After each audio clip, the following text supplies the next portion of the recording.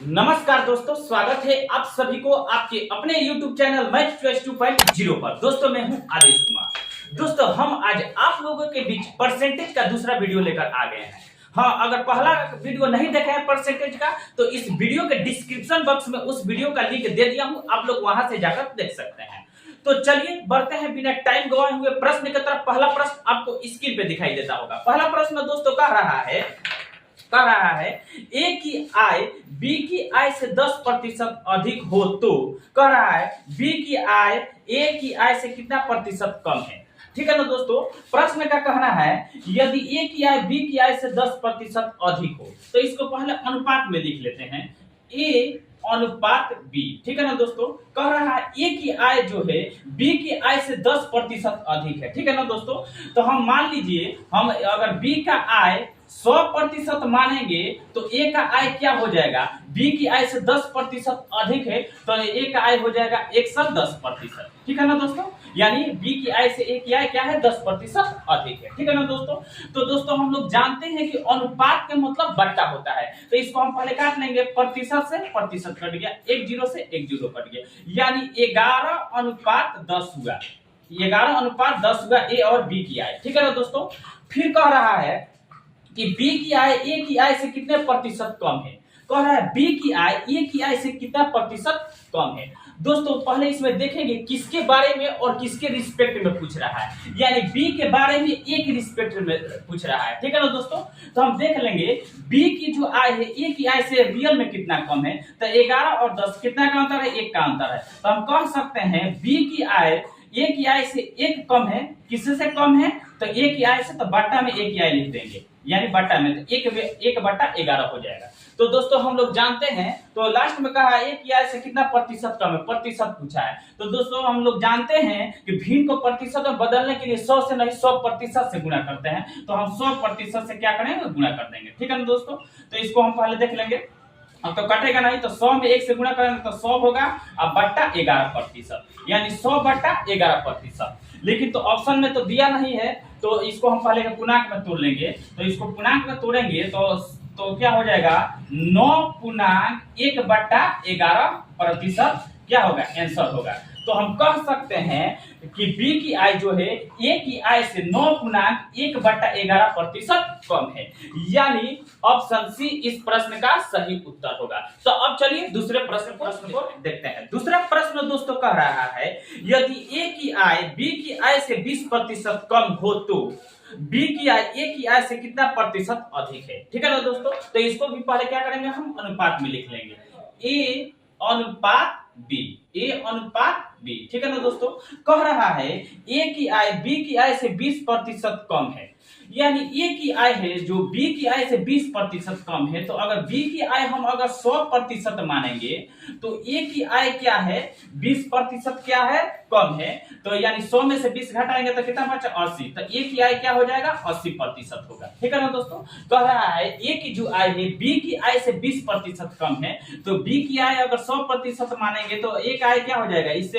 20% कम है तो 100 में से 20 घटाएंगे तो 80% ए की आय हो जाएगी। ठीक है ना दोस्तों अनुपात का मतलब क्या होता है, बट्टा है तो प्रतिशत से प्रतिशत कट गया, 1 0 से 1 0 कट गया। ठीक है ना दोस्तों, तो इसका आधा 8 के आधा 4, इसका 10 का आधा 5, यानी 4:5 हुआ ए और बी की आय। ठीक है ना दोस्तों, तो हमसे कह रहा है कि बी की आय ए की आय से कितना प्रतिशत अधिक है, जो बी की आय है ए की आय से कितना प्रतिशत अधिक है। ठीक है ना दोस्तों, यानी बी के बारे में ए के रिस्पेक्ट में पूछ रहा है। ठीक है ना दोस्तों, तो देख लेंगे रियल में कितना अधिक है बी की आय ए की आय से, तो 4 और 5 कितना अधिक है, 1 अधिक है, यानी बी की आय ए की आय से रियल में 1 अधिक है। किससे अधिक है, तो ए की आय से अधिक है, तो बट्टा में इसको लिखेंगे। जिसके बारे में पूछो उसको उस पर ऊपर और जिसके रिस्पेक्ट में पूछो उसको नीचे लिखा जाता है, यानी बी के बारे में ए के रिस्पेक्ट में पूछ रहा है तो क्या करेंगे, ए की आय को बट्टा में लिख देंगे 4। ठीक है ना दोस्तों, हम जानते हैं कि भिन्न को प्रतिशत में बदलने के लिए 100 से नहीं 100% से दोस्तों क्या करते हैं, गुणा करते हैं। ठीक है ना दोस्तों, तो इसको काटेंगे, 4 1 में 4, 4 दूना 8, इसमें का 2 चले जाता है 20 हो जाता है, 4 5 20, यानी 25 1 में 25%। तो हम कह सकते हैं दोस्तों, हम कह सकते हैं जो बी की आय है ए की आय से 25% अधिक है, यानी ऑप्शन बी इस प्रश्न का सही उत्तर होगा। तो अब चलिए तीसरे प्रश्न को देखते हैं। तीसरा प्रश्न दोस्तों कह रहा है फलों के मूल्य में 30% की कमी करने पर उनकी बिक्री 40% अधिक हो जाती है, इससे विक्रय मूल्य पर क्या प्रभाव पड़ेगा। ठीक है ना दोस्तों, इस टाइप के सवाल जब भी आए तो इसको एबी फार्मूला पर बनाते हैं। ठीक है ना दोस्तों, एबी फार्मूला होता क्या है, तो एबी फार्मूला होता है एक ही वस्तु पर जब लगातार 2 बार घटना घटे उसमें एबी फार्मूला लगाते हैं। ठीक है ना दोस्तों, इसमें कह रहा है एक बार 30% की कमी हो रहा है और बिक्री में 40% अधिक हो जाती है। एक बार 30% कमी हो रही है, एक बार 40% क्या हो रहा है, अधिक हो रहा है। ठीक है ना दोस्तों, तो एबी फार्मूला क्या होता है दोस्तों, एबी फार्मूला होता है A plus B plus A B बटा 100% होता है। ठीक है ना दोस्तों, 100% होता है, बटा में लिखते हैं। ठीक है ना दोस्तों, दोस्तों अगर आंसर प्लस में आए अगर आंसर तो वृद्धि होता है। ठीक है ना दोस्तों, अगर प्लस में आंसर आए तो वृद्धि होता है और माइनस में आए तो दोस्तों कमी होता है, याद रखिएगा। अगर आंसर वृद्धि में आए यानी प्लस में आए तो वृद्धि होता है, माइनस में आए तो कमी होता है। ठीक है ना दोस्तों, तो प्रश्न में कह रहा है कि 30% की कमी, एक बार 30% कमी हो रहा है तो इसको माइनस में लिखेंगे। एक बार 30% की कमी हो रहा है, एक बार कह रहा है 40% अधिक यानी वृद्धि हो रहा है, तो प्लस में 40 लिखेंगे। ठीक है ना दोस्तों, माइनस प्लस क्या होता है, माइनस लिख देंगे। फिर ए बी, तो ए की जगह 30 है, अब फिर पूरे बी की जगह क्या है 40 है, अब बट्टा 100। ठीक है ना दोस्तों, तो हम काट लेंगे, ये नीचे वाला 2 जीरो से ऊपर वाला 2 जीरो कट गया, माइनस प्लस माइनस घटाएंगे तो क्या प्लस का कितना बचेगा, 10 बचेगा। ठीक है ना, माइनस है तो माइनस 4 तिहाई 12। ठीक है ना दोस्तों, तब 10 में से 12 घटाएंगे तो माइनस का 2 बचेगा। तो हम आप लोगों को बताइए किए हैं कि माइनस में आता है आंसर तो कमी होता है, प्लस में आता है तो क्या होता है, वृद्धि होता है। तो इसमें क्या हो गया, माइनस में आया तो क्या होगा, कमी होगा। क्या होगा, कमी होगा। ठीक है ना दोस्तों, -2 होगा, तो इसमें 2% की क्या होगी, कमी होगी। ठीक है ना दोस्तों, इसमें यानी ऑप्शन डी इस प्रश्न का सही उत्तर होगा। तो अब चलिए चौथे प्रश्न को। चौथा प्रश्न दोस्तों कह रहा है एक छात्र को परीक्षा में उत्तीर्ण होने के लिए 40% अंक लेने थे। ठीक है ना दोस्तों, उसने 178 अंक प्राप्त किए तथा 22 अंकों से अनुत्तीर्ण घोषित किया गया। कुल पूर्णांक कितने थे दोस्तों, कुल पूर्णांक पूछा है। तो दोस्तों पास होने के लिए 40% अंक लाना था, लेकिन वो क्या किया, 178 अंक लाया और 22 अंकों से अनुत्तीर्ण घोषित कर दिया गया। तो हम 178 में अगर हम 22 जोड़ देंगे तो क्या हो जाएगा, पास हो जाएगा। ठीक है ना, उत्तीर्ण हो जाएगा। तो 40% बराबर क्या हो जाएगा, 178 में 22 जोड़ेंगे तो कितना हो जाएगा, 200 हो जाएगा। यानी ये दोनों पास का डाटा हुआ, इसलिए इसको कर दिए आपस में बराबर। ठीक है ना दोस्तों, अब हमसे पूछ रहा है कि कुल पूर्णांक कितने थे, तो कुल पूर्णांक जो भी होंगे वो अपने आप में कितना प्रतिशत होंगे, तो 100% होंगे। तो 100% का मान निकाल लेंगे, प्रतिशत से प्रतिशत कट गया तो इसको काटेंगे 200 बट्टा 40, इधर बराबर के इधर आएगा तो बट्टा में गुणे 100 कर देंगे। ठीक है ना दोस्तों, तो 40 एक में 40, 40 पाँचे 200। अब क्या करेंगे, 100 में 5 से गुणा करेंगे तो 100 पाँचे 500। तो हम कह सकते हैं टोटल उस परीक्षा में पूर्णांक थे कितने नंबर का, तो 500 का। ठीक है ना दोस्तों, यानी ऑप्शन बी इस प्रश्न का सही उत्तर होगा। तो अब चलिए पांचवा प्रश्न दोस्तों कह रहा है एक परीक्षार्थी 30% अंक प्राप्त करके 5 अंकों से अनुत्तीर्ण हो जाता है। ठीक है ना, यानी फेल हो जाता है।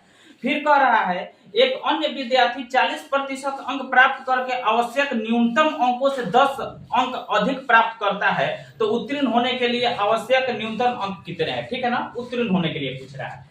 ठीक है ना दोस्तों, तो हम देखेंगे एक परीक्षार्थी जो है 30% क्या कर रहा है, 30% अंक लाकर क्या कर रहा है, 5 अंकों से अनुत्तीर्ण हो जा रहा है यानी फेल हो जा रहा है, तो माइनस से इसको दर्शाएंगे। ठीक है ना दोस्तों, फिर एक दूसरा विद्यार्थी जो है 40% अंक लाकर 40% अंक लाकर दोस्तों क्या हो जाए, 10 अंक अधिक प्राप्त करते हैं। आवश्यक न्यूनतम अंकों से 10 अंक अधिक प्राप्त करते हैं, यानी 10 अंक अधिक प्राप्त करते हैं तो इसको प्लस से दर्शाएंगे। ठीक है ना, इसमें 5 अंकों से फेल हो जा रहा है तो माइनस से दर्शाएंगे। ठीक है ना दोस्तों, तो हम पहले देख लेंगे परीक्षा का पूर्णांक कितना का है। ठीक है ना दोस्तों, टोटल पूर्णांक कितना का है टोटल, तो देखेंगे तो इसको हम क्या करेंगे, इसमें दो रंग है यानी माइनस और प्लस है, तो इसको हम जोड़ देंगे। अगर एक ही चिन्ह रहता, प्लस है प्लस रहता तो घटा देते हैं, या माइनस माइनस रहता तो घटा देते हैं, लेकिन इसमें माइनस प्लस है तो इसको जोड़ देंगे। इधर वाला को हमेशा क्या किया जाता है, अंतर लिखा जाता है इस टाइप के सवाल में।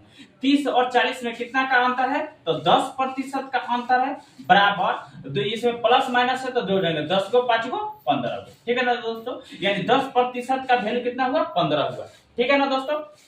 तो 100% का मान कितना होगा, पुनः अपने आप में कितना होगा, 100%। तो 100% का मान निकाल लेंगे, प्रतिशत से प्रतिशत कट गया तो 15 बट्टा 10 गुणे 100 हुआ, ठीक है ना।